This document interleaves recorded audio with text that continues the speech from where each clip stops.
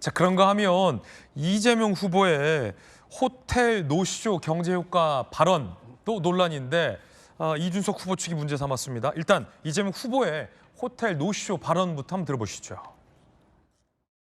동네에 어떤 관광객이 한 명이 왔어요. 예약금으로 10만 원 보내겠습니다. 10만 원 호텔 주인이 받았어요. 호텔 주인이 오랜만에 돈이 10만 원 들어와서 외상값을 갚자 이래가지고 동네 식품 가게 외상값을 10만 원을 얼른 갖다 갚았어요. 이 식품 가게 주인이 통닭이나 한 번에 사 먹자 이래가지고 통닭을 다 사서 먹었어요. 통닭 가게 주인도 요즘에 10만 원이 오랜만에 들어왔어요. 신발 가게 외상했던 거 갖다 갚았어요. 신발 가게 주인도 10만 원 받아가지고 배고픈데 빵이나 사 먹자 이래 빵을 잔뜩 샀어요. 빵 가게 주인이 전에 호텔에 가서 호텔값 못 줬던 거 10만 원 줬습니다. 그런데 좀 있다가 이 여행객이 우리 여행 일정이 바뀌었어요. 미안합니다. 그 돈 돌려주세요. 그래서 돈 받아 갔어요. 이 동네에 들어온 돈 아무것도 없는데 동네에 어쨌든 거래가 쫙 일어난 거죠. 이게 경제죠. 자, 이준석 후보가 이 지점을 강하게 비판했는데 들어보시죠. 지금 이재명 후보에 대해서 많은 지적이 들어오는 게 호텔 경제 얘기로 들어보셨습니까? 그건 성장을 말한 게 아니고 경제 순환이 필요하다는 걸 극단적으로 단순화해서 설명한 거예요. 그럼 그 경제 순환을 했을 때 이게 결국에는 케인지언 승수 효과 같은 것을 노리고 하신 말씀이십니까? 승수 효과 얘기를 한 거죠. 저도 근데 이 그림 그리신 걸 보면은 도는 과정에서 돈이 사라지지 않고 계속 그 한계 소비 성향이 1로 해가지고 계속 돌거든요. 무한동력입니까 그러면? 그건 예일 뿐이다라고 생각하시면 좋을 것 같아요. 아니 근데 그때 잘못됐다 생각하셨다면 왜 며칠 전에 또 하셨어요? 극단적인 예를 한번 들어본 거라니까요. 왜 그렇게 단순하세요? 아니 저는 이재명 후보님께 명쾌하게 좀 해명하실 기회를 드리는 건데 그냥 그게 그런 거다 이러고 가시면 되겠습니까? 저는 충분히 설명해서 이해를 못 하시는 것 같아요. 그런 겁니다. 그래요. 이른바 이 승수 효과와 관련된 표현이었다라는 게 이재명 후보의 해명입니다만 이준석 후보 측은 결국에는 이 노쇼를 한 자영업자, 노쇼를 당한 자영업자 10만 원 입금되지 않으면 이 호텔 주인은 이재명 후보가 말한 것처럼 통닭을 사 먹지도 외상값을 갚지도 돈이 돌지도 않을 거다라는 이 지점을 지적하고 있는 겁니다. 이게 굉장히 이른바 기본소득이나 아니면 전 국민 이 현금 지원 등과 관련된 어떤 찬반 논란으로도 이어지는 어떤 대목인데요. 논란입니다. 여러분 어떻게 생각하십니까? 곽 의원님. 예. 저는 이재명 후보가 저런 예를 도대체 어디서 보고 이렇게 자꾸 이야기하는지 잘 모르겠어요. 저걸 이제 뭐 경제학적인 용어로 갖다 붙여가지고 굳이 이준석 후보는 그걸 설명해 보려고 그러는데 그렇게 할 만한 가치도 없는 예시입니다, 사실. 한 국가의 경제를 이야기를 하면서 외딴 동네에 뭐 호텔 운운하는 그런 예를 들었는데요. 저렇게 경제를 보는 시각, 그러면서 마치 그것이 합리적이라고 설명하는데 뒤돌아서면은 뭔가 속은 기분이 드는 그런 말들을 이재명 후보가 잘해요. 근데 저런 예들도 보면은 결국에는 본인이 지금 주장하는 기본소득이라든지 또는 지역 사랑 상품권 이런 퍼주기 정책 그것이 왜 경제에 좋은 것인가 하는 것을 주장하기 위해서 억지 예시를 만드는 거죠. 근데 그것에 대해서 굳이 경제학적으로 이것이 맞는 이야기나 틀린 이야기나 할 필요가 없고요. 저 이야기와 국가 경제는 엄연히 다른 것이다. 예, 호도하지 말라 이렇게 말씀드리고 싶고 그리고 어저께도 TV 토론을 보는데 다른 후보가 이야기할 때는 왜 이렇게 극단적이세요? 왜 이렇게 왜곡하세요? 이렇게 이야기를 하더라고요. 네. 근데 자기가 한 그 예시를 보고는 극단적인 예를 들자면 이렇게 이야기를 해요. 자기가 하는 이야기는 극단적으로 해도 되고 상대방이 하면 그렇게 안 됩니까? 이 내로남불이죠. 네. 예. 곽대 의원님 의견이었습니다.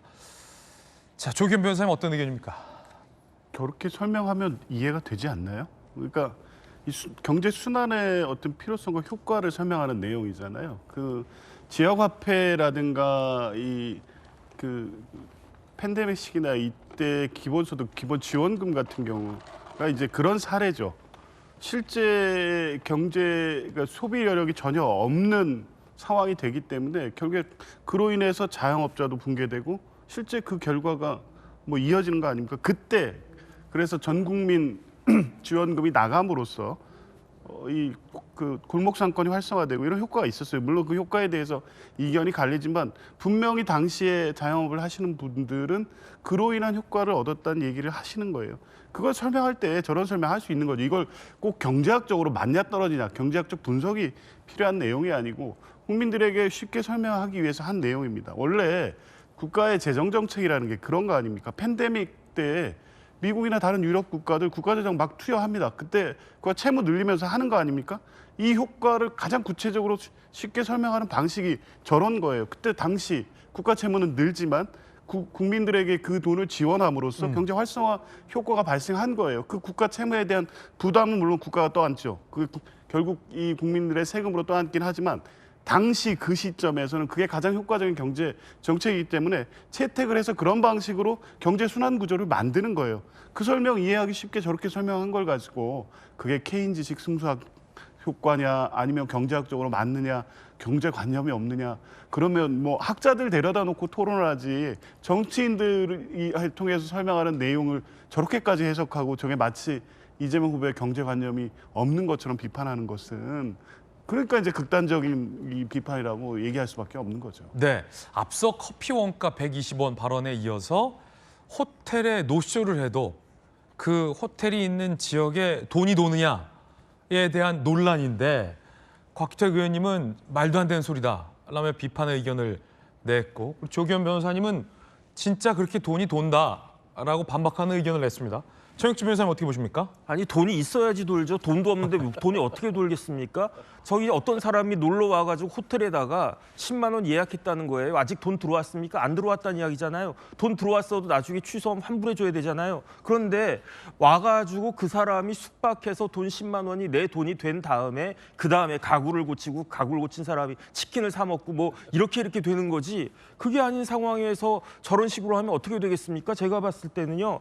그 손님이 올 것으로 예상해가지고 그 침대를 고치려고 했던 그 호텔 주인은요. 제 생각에는 망할 수도 있어요. 그다음에 경제는 뭐가 있냐면 경제에는 전염성이 있습니다. 어떤 전염성이 있냐면 불안의 전염성이 있고요. 그렇기 때문에 뱅크런 같은 게 발생하는 거 아니겠습니까? 그러니까 어떻게 되냐면 저러다가 호텔 망하면 어떻게 되겠습니까? 가구 회사도 망할 수 있고요. 그다음에 치킨집도 망하고요. 다 망할 수 있단 말이에요. 그게 지금 우리 주변에서 많이 보는 뭐 미국에서도 러스트벨트가 다 그렇게 되고 그런 거 아니겠습니까? 저는 이재명 후보의 그 커피 120원 발언은 그냥 실수이고 원가하고 원재료 개념을 조금 잘 모르셨구나 아니면 좀 헷갈리게 말씀을 하셨구나 이렇게 넘어갈 수 있을지 몰라도 이 이른바 호텔 경제학은요 제가 봤을 때는 소주성의 이재명 버전 아닌가 저는 굉장히 그런 생각이 들고 확실한 건 뭐냐면 제가 60 가까이 살아보니까 세상에 공짜는 없더라. 외상으로 뭐 소도 잡아먹는다 이렇게 이야기하지만 외상으로 소 잡아먹으면요 거기에 대한 대가는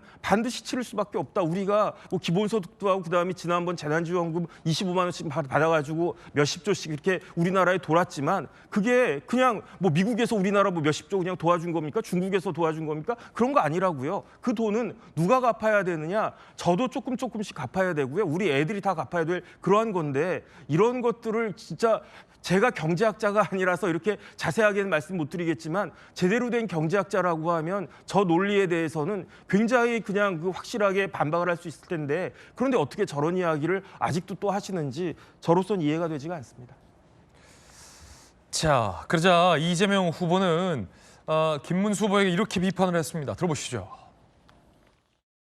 김문수 후보님, 지금 이 경제가 대한민국 경제가 마이너스 성장, 0% 성장 이렇게 된 데에 대해서 국민의힘의 책임 또 윤석열 정권의 주무장관으로서 책임감 느끼거나 아니면 죄송하다는 생각 안 드십니까? 저희는 매우 죄송하게 생각하고 어려운 점이 많지만 이재명 후보의 책임도 매우 크다. 그래서 이재명 후보께서는 우리가 뭐 하려고 하면 전부 반대를 합니다. 그래서 기껏 만들어내는 것이 노란봉투법, 중대재해처벌법, 반도체 특별법 이런 것도 반대하시고요. 지금 뭐 본인이 약속한 것도 전부 어깁니다. 그러니까 경제가 살아날 길이 없습니다. 일단은 국민의힘에서 뭘 하려고 했는데 민주당이 뭘 막았다는데 구체적으로 예를 한번 들어봐 주시면 좋겠고요. 두 번째로 지난 3년간은 민주당이 그나마 뭘 하려고 하면 정부가 다 반대했지 정부가 하려고 하는 걸 민주당이 막았던 기억이 별로 없어요.